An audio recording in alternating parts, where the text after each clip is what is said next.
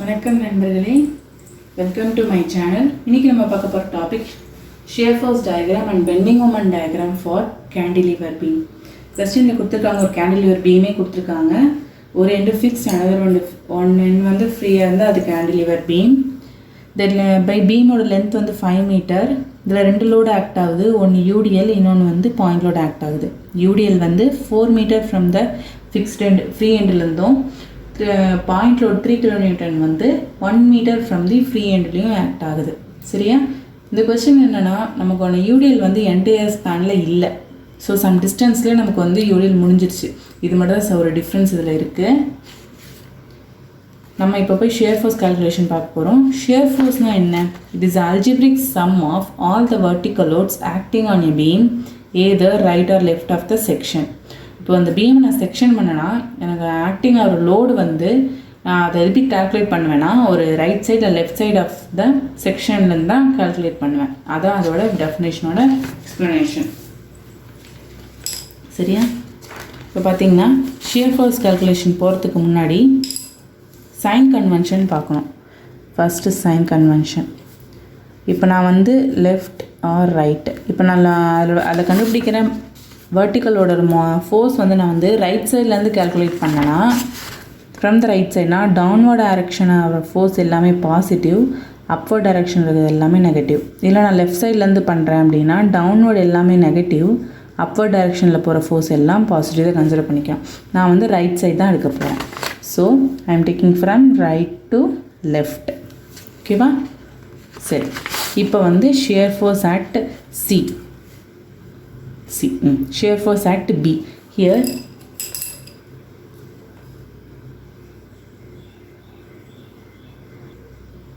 okay, shear force at B. shear force at B பார்க்கும்போது நம்ம height பண்ணிட்டு நம்ம பார்க்குறோம் அப்படின்னா எப்படி பார்க்கணும்?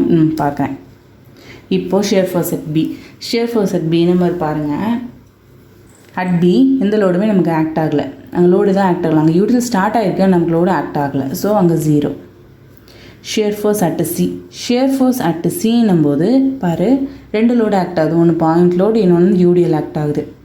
அடுத்த பாயிண்டில் வந்து ஒரு லோடு பாயிண்ட் லோடு ஆக்ட் ஆகுது. யூடிஎல் வந்து between the span C and பிக்கு நடுவில் ஆக்ட் ஆகுது. அப்படின்னும் போது நான் பண்ண 2ஆக பிரிச்சுக்க போகிறேன் இந்த ஷியர் ஃபோர்ஸ் கால்குலேஷனே. ஒன்று வந்து without considering the point load, இன்னொன்று வந்து வித் பாயிண்ட் லோடில் எடுக்க போகிறேன். ஃபஸ்ட்டு வித்தவுட் பாயிண்ட் லோடு, ஏன்னா இப்படி கால்குலேட் பண்ணால் தான் உங்களுக்கு ஈஸியாக இருக்கும். வித்தவுட் பாயிண்ட் லோடுன்னும் போது நான் யூடிஎல்ல மட்டும் கன்சிடர் பண்ண போகிறேன், பாயிண்ட் லோட கன்சிடர் பண்ண போகிறது இல்லை. இந்த 2 kN/மீட்டர்ன்றது இங்கேயும் பொது, இங்கேயும் பொது. அப்போ இங்கேயும் 2 kN/மீட்டர் தான் ஆக்ட் ஆகுது. அப்போது நான் இதை மட்டும் கன்சிடர் பண்ணும்போது இங்கேயும் 2 kN/மீட்டர் தான் ஆக்ட் ஆகுது. யூடிஎல்லாம் என்ன? Uniform distributed load. அந்த லோடு வந்து த்ரூ அவுட் த செக்ஷன் யூனிஃபார்மாக டிஸ்ட்ரிபியூட் ஆகிருக்கும். அப்போது அந்த த்ரூ அவுட் த லென்த்தையும் நம்ம கன்சிடர் பண்ணணுன்றது தான் நான் இங்கே சொல்ல வரேன். ஸோ ஹியர் இந்த யூடிஎல் பார்த்திங்கன்னா டவுன்வர்ட் டைரக்ஷன் தானே ஆக்ட் ஆகுது, இப்படி தானே ஆக்ட் ஆகுது. அப்போது டவுன்வர்ட் டைரக்ஷன்னா ரைட் சைட்லேருந்து போகிறோம்னா பாசிட்டிவ். ஸோ ப்ளஸ்ஸு சைன் போட்டுக்கிறேன். நெக்ஸ்ட்டு லோடு எவ்வளோ? 2 வித் டிஸ்டன்ஸ் தான் நம்ம யூடிஎல் டிஸ்ட்ரிபியூஷன் எப்பவுமே ஷியர் ஃபோர்ஸ்க்கு கால்குலேட் பண்ணுவோம். பாயிண்ட் லோடுனால் வெறும் லோடு மட்டும் எடுப்போம். யூடிஎல்லாம் வந்து வித் லோடு தான் எடுப்போம் ஷியர் ஃபோர்ஸுக்கு. சரியா? அப்போ வந்து எவ்வளோ வரும்? +2 kN. இப்போ shear force at C with point லோடுன்னும் போது ப்ரீவியஸ் வேல்யூ என்ன? +2. பாயிண்ட் லோடோட வேல்யூ 3. ஆக்டிங் டவுன்வர்ட்ஸ்னால் positive, +3 +5 kN. Shear force at D. Shear force at டின்னும் போது பாருங்கள், ஒரு பாயிண்ட் லோடு ஆக்ட் ஆகுது, ஒரு யூடிஎல் ஆக்ட் ஆகுது. நமக்கு பாயிண்ட் லோடுன்னும் போது பாயிண்ட் லோடு வந்து டவுன்வர்ட் டைரக்ஷனில் ஆக்ட் ஆகுது. அப்போது ப்ளஸ் சைன். ஸோ +3 ப்ளஸ் யூடிஎலோட ஃபுல் லென்த் எவ்வளோ? 4 மீட்டருக்கு ஆக்ட் ஆகுது. 2 kN வந்து ஆக்ட் ஆகுது. 4 மீட்டர் 4க்கு ஃபுல்லாக யூடிஎல் வந்து acting between the B and C act ஆகுது. அப்போ லென்த் வந்து 4 மீட்டரு. அப்போ நம்ம எழுதும்போது 2 × 4 எழுதணும். ஏன்னா 2 லென்த்து பார்த்தீங்கன்னா 4 மீட்டர். அது ஆக்டிங் டவுன்வர்ட் டைரக்ஷனால் பாசிட்டிவ். ஸோ வந்து 3 +3 + 8 வந்து +11 kN. Shear force at A. between the A and D no load is present. So shear force at A வந்து plus 11 kilonewton. புரியுதா? இப்போ பாருங்கள், ஷியர் ஃபோர்ஸ் அட் பி எந்த load act ஆகாதனால 0. Shear force at சியை 2ஆக பிரிச்சிருக்காங்க. ஏன்னா ஒரு யூடிஎல் ஒரு பாயிண்ட் லோடு ஆக்ட் ஆகுது, அங்கேயே பாயிண்ட் சிலே ஆக்ட் ஆகுறதுனால தான் நான் இந்த மாதிரி பிரிச்சிருக்கேன். அதுவே இந்த பாயிண்ட் லோடு இங்கே எங்கன்னா ஆக்ட் ஆச்சுன்னா அந்த மாதிரி பிரிக்க மாட்டேன் நான். இப்போ அட் சியில் ஆக்ட் ஆகுறதுனால தான் நான் வந்து 2ஆக பிரிச்சிருக்கேன். ஷியர் ஃபோர்ஸ் அட் சின்னும் போது இந்த ஃபஸ்ட் யூடிஎலை மட்டும் கன்சிடர் பண்ணி வித்தவுட் பாயிண்ட் லோடில் எழுதுகிறேன். ஆக்டிங் டவுன்வர்ட்னால 2 × 1 2 வித் பாயிண்ட் லோடுன்னும் போது 2 previous value 2 plus 3 load is acting டவுன்வர்ட்னால positive plus 3 + 5. Shear force at D, shear force at டின்னும் போது பாருங்கள், அட் பாயிண்ட் ஆஃப் டியில் எந்த லோடுமே ஆக்ட் ஆகலாம். அதனால் நான் 2ஆக பிரிக்கலை, இங்கே அட் பாயிண்ட் ஆக்ட் ஆகலாம் பிரிச்சிருக்கேன். ஸோ இங்கே பார்த்தீங்கன்னா தனித்தனியாக தான் இருக்குது. அப்போ பாயிண்ட் லோடு 3 டவுன்வர்ட் ஆக்டிங் 3 இருக்குது. ஸோ +3 + 2 வந்து 2 kN/m யூடிஎல் ஆக்ட் ஆகுது. லென்த் வந்து 4 மீட்டருக்கு ஆக்ட் ஆகுது. அதனால் 2 × 4 வந்து 8 11 kN ஆக்ட் ஆகுது. அட் ஏ பார்க்கும்போது ஏக்கும் டிக்கும் நடுவில் எந்த லோடுமே இல்லை. ஸோ அதனால் அதே லோடு 11 kN/m 11 kN அப்படியே போட்டுக்கிட்டேன். ஓகே, இப்போ நம்ம பார்க்க போகிறது வந்து bending moment, shear force diagram பார்க்க போகிறோம்.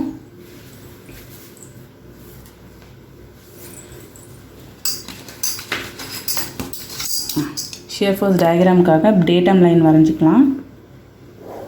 ஓகேவா? டேட்டம் லைன் வரைஞ்சிட்டு நான் பார்க்கறதுக்கு முன்னாடி ஷியர் ஃபோர்ஸ்னும் போது ஷியர் ஃபோர்ஸ் டயக்ராமுக்கு பாயிண்ட் லோடாக இருந்தால், நமக்கு அந்த லோடு பாயிண்ட் லோடாக இருந்தால் அது ஸ்ட்ரெயிட் லைனாக இருக்கணும், வெர்டிக்கல் ஸ்ட்ரெயிட் லைனாக வரையணும். அதுவே யூடிஎல்லாக இருந்தால் இன்க்ளைன்ட் லைனாக இருக்கணும். அதுவே நோ லோட் கண்டிஷனாக இருந்தால் அது வந்து பிட்வீன் த ஸ்பேன் லோடு இல்லை, பாயிண்ட் லோடு இல்லைன்னா அது வந்து ஸ்ட்ரெயிட் லைன் தான் இருக்கணும், ஹரிசாண்டல் லைனாக இருக்கணும். அதுவும் ஹரிசாண்டல் ஸ்ட்ரெயிட் லைனாக இருக்கணும். ஸோ இதை வச்சு இங்கே வரைவோம். அதுக்கு முன்னாடி நம்ம ஷியர் ஃபோர்ஸ் வேல்யூ பிளாட் பண்ணிடலாம்.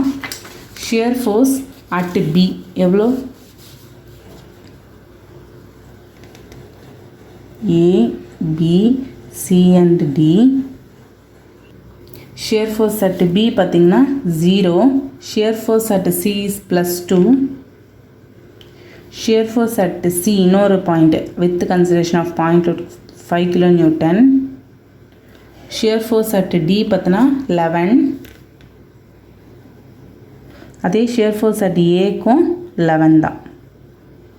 சரி, இதை வச்சுட்டு இப்போ நம்ம என்ன பண்ண போகிறோம், இங்கே பார்க்க போகிறோம்.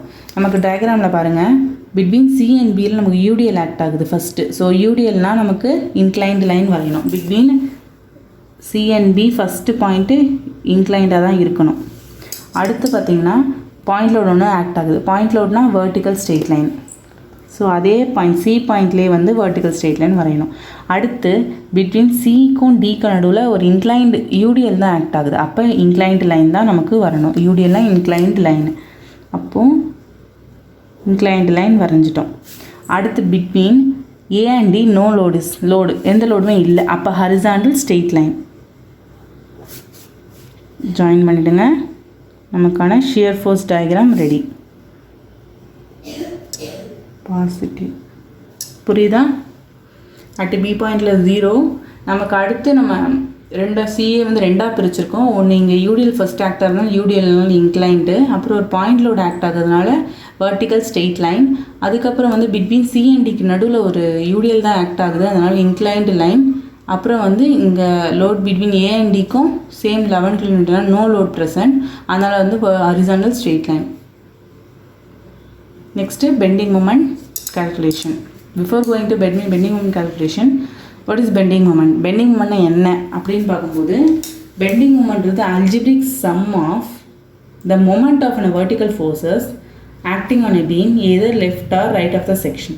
சேம் தான். அந்த மொமெண்ட், அந்த வெர்டிக்கல் ஃபோர்ஸோட மொமெண்ட் நம்ம இங்கே கால்குலேட் பண்ண போகிறோம். மொமெண்ட்னா என்ன? Load into perpendicular distance, force into perpendicular distance தான் வந்து நமக்கு இங்கே மொமெண்ட்டுன்றது. அப்போது கால்குலேட் பண்ணும்போது கால்குலேட் பண்ண போகிறோம். பெண்டிங் மொமெண்ட் கால்குலேட் பண்ண போகிறோம். Sign convention must. First anticlockwise டைரக்ஷனில் மொமெண்ட் இருந்தால், இது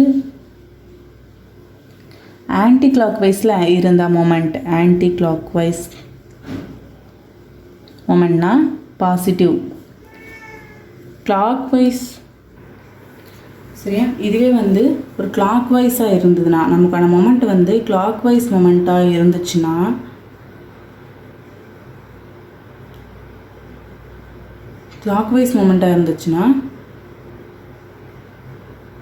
நெகட்டிவ் சைன் போடணும்.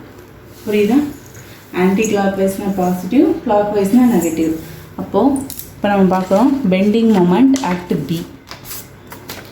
மொமெண்ட் அட் பின்னும்போது அட்டு பியில் பாருங்கள், எல்லா லோடையும் ஹைட் பண்ணிக்கோ. பியை மட்டும் பார்த்தீங்கன்னா நோ லோடு, அங்கே லோடே இல்லை, அதனால் 0. Bending moment at C. Bending moment சியில் பாருங்கள் 2 லோடு ஆக்ட் ஆகுது. ஒன்று அட் த பாயிண்டில் ஒன்று ஆக்ட் ஆகுது, இன்னொன்று ஒரு யூடிஎல் ஆக்ட் ஆகுது. அட் த பாயிண்டில் ஆக்ட் ஆகுது, இந்த பாயிண்ட் லோடுக்கு டிஸ்டன்ஸ் இல்லை, 0 distance. Force into perpendicular distance தான் மொமெண்ட். அப்போ 0 டிஸ்டன்ஸ்னால இது நீங்கள் பாயிண்டோட விட்டுடுங்க. அடுத்து யூடிஎலை மட்டும் கன்சிடர் பண்ணுங்கள். யூடிஎல் வந்து 2 kN/m. லென்த்து பார்த்திங்கன்னா 1 மீட்டர். இப்போ மொமெண்ட்டுக்கு பாயிண்ட் லோடாக இருந்ததுன்னா அது எப்படி கண்ணு W/Lன்னு எடுத்துருப்பீங்க. யூடிஎல்லாம் எப்படி எடுக்கணும்? WL²/2ன்னு எடுக்கணும். சரியா? இதை இப்படியும் எடுக்கலாம், இல்லைனா WL×L/2ன்னு எடுக்கலாம். சரியா? இப்படி தான் மொமெண்ட் கால்குலேஷன் இருக்கும். அப்போது பாயிண்ட் லோடுச்சுன்னா அந்த பாயிண்ட் லோடு வேறு எங்கன்னா ஆக்ட் ஆகிருந்தால் W/L எடுத்துருப்பேன். எங்கள் பாயிண்ட் லோடு வேறு எங்கேயும் ஆக்ட் ஆகலை, அடுத்த பாயிண்டில் ஆக்ட் ஆகுறதுனால நம்ம கன்சிடர் பண்ணலை. அப்போது இந்த யூடிஎல் மட்டும் எடுக்கிறோம். யூடிஎல் எடுக்கும்போது 2 லோடோட வேல்யூ 2, L² நம்ம லென்த் வந்து 1, அப்போ 2 × 1²/2. அப்போது இது பாருங்கள் என்ன டைரெக்ஷனில் ஆக்ட் ஆகுது? அட் த பாயிண்ட்டுக்கு ஆன்டி கிளாக் வைஸில் ஆக்ட் ஆகுது. கிளாக் வைஸ்னால் minus. So put minus sign. Load வந்து 2, லென்த் L² வந்து 1²/2 is -1 kN/m. Bending moment at D. Bending moment at D நம்ம பாருங்கள், ஒரு பாயிண்ட் லோடு ஒரு யூடிஎல் ஆக்ட் ஆகுது. ஆனால் பாயிண்ட் லோடு அட் பாயிண்ட்டில் நம்ம எங்கேயுமே ஆக்ட் ஆகலை, அட் டி பாயிண்டில் ஆக்ட் ஆகலை. அதனால் அந்த பாயிண்ட் லோடு நம்ம கன்சிடர் பண்ணிக்கணும். சரியா? அப்போது பாயிண்ட் லோட டிஸ்டன்ஸ், பாயிண்ட் லோடு பாருங்கள் clockwise direction. So put -3. Distance perpendicular distance is 3. அடுத்து UDL is acting. UDL is clockwise direction. So -2 இது லென்த்து பார்த்திங்கன்னா 4 மீட்டர். அப்போது 2 × WL²/2. 2 × Wயோட value 2, L² value 4 × 4²/2. Answer is -9 -16 = -25 kN/m. Shear force at A, bending moment at A, bending moment at A. Bending moment at A நம்ம இதுதான் bending moment at A. Bending moment ஏல பாருங்கள், ஒரு பாயிண்டோட act ஆகுது, ஒரு UDL act ஆகுது. ஆனால் UTL வந்து ஃபுல் லென்த்துக்கு ஆக்ட் ஆகலை. ஸோ ஃபஸ்ட் நம்ம பாயிண்டோட பார்ப்போம், அப்புறம் இந்த யூடிஎல் கணக்குக்கு வருவோம். பாயிண்ட் லோடு அட் ஏன்னு பெண்டிங் மொமெண்ட் அட் ஏன்னும் போது பாயிண்ட் லோடு ஒன்று ஆக்ட் ஆகுது. அந்த பாயிண்ட் லோடு வந்து கிளாக் வைஸ் டைரக்ஷன். அதனால் மைனஸ் லோடு பார்த்திங்கன்னா 3 kN, டிஸ்டன்ஸ் 3 + 1 4. நெக்ஸ்ட்டு ஒரு யூடிஎல் ஆக்ட் ஆகுதுன்னு சொன்னோன்னா அந்த யூடிஎல் கணக்கு வரும்போது அதுக்கு முன்னாடி இதை பாருங்கள். நம்ம ரிமைனிங் இந்த மாதிரி ஃபுல்லாக ஆக்ட் ஆகாமல் வந்துச்சுன்னா அதுக்கான formula WL²/2 -W × L remaining length. என்ன ரிமைனிங் லென்த்துனா இந்த யூடிஎலால் நம்ம கொஞ்சம் டிஃபார்மேஷன் நடக்கும், பெண்டிங் மொமெண்ட் இங்கேயும் க்ரியேட் ஆகும். ஸோ அதுதான் ரிமைனிங் லென்த்து. அப்போ டபிள்யூன்றது நமக்கான யூடிஎலோட வேல்யூ, லென்த்துன்றது அந்த யூடிஎலோட லென்த்துன்னு 4 × ரிமைனிங் லென்த் வந்து 1. அப்போ அதையும் சேர்த்து மல்டிப்ளை பண்ணி இங்கே எழுதணும். அப்போது இந்த யூடிஎல் வந்து ஆக்டிங் டவுன்வர்ட்ஸ்னால கிளாக் வைஸ் டைரக்ஷனால் minus WL²/2, W is 2, L² is 4²/2 minus WL × remaining length. W is 2. we considering நம்ம வந்து இந்த யூடிஎலை மட்டும்தான் கன்சிடர் பண்ணுறோம். அதனால் 2 லென்த் வந்து யூடிஎல் ஆக்டிங் லென்த் வந்து 4 × ரிமைனிங் லென்த் வந்து 1 மீட்டர். ஸோ கேல்குலேட் பண்ணால் -9 -16 -8 -36 kN/m. புரியுதா? ஓகேவா? இப்போ நம்ம வந்து டயக்ராம் போக போகிறோம். டயக்ராம் போகிறதுக்கு முன்னாடி வேல்யூஸை இங்கே பிளாட் பண்ண போகிறோம். ஃபஸ்ட்டு ஒரு டேட்டை மறைஞ்சிக்கோங்க. டேட்டம்க்கு மேலே வரதெல்லாம் பாசிட்டிவ், கீழே வரதெல்லாம் நெகட்டிவ். சரியா? A, D, C and B value plot பண்ணிடலாமா? பெண்டிங் மொமெண்ட் அட் பி வந்து 0, at A -1, at D is -25, at A வந்து -36 kilonewton meter. சரியா? ஓகே, அதை வச்சு விட்டுருங்க. அதுக்கு முன்னாடி நம்ம ஒன்று இம்பார்ட்டண்டாக எடுத்து மறந்துட்டோம். பெண்டிங் மொமெண்ட் டயக்ராமில் கன்சிடர் பண்ண வேண்டியது பாயிண்ட் லோடாக இருந்தால் இன்க்ளைன்டு லைன் வரையணும். நம்மளோட டயக்ராம் இன்க்ளைண்டாக இருக்கணும். இது மறக்காமல் எப்பயுமே எழுதிக்கோங்க பக்கத்தில். யூடிஎல்னால் பேரபாலிக் லைனாக இருக்கணும். பேரபாலிக். அதுவே நோ லோடாக இருந்தால்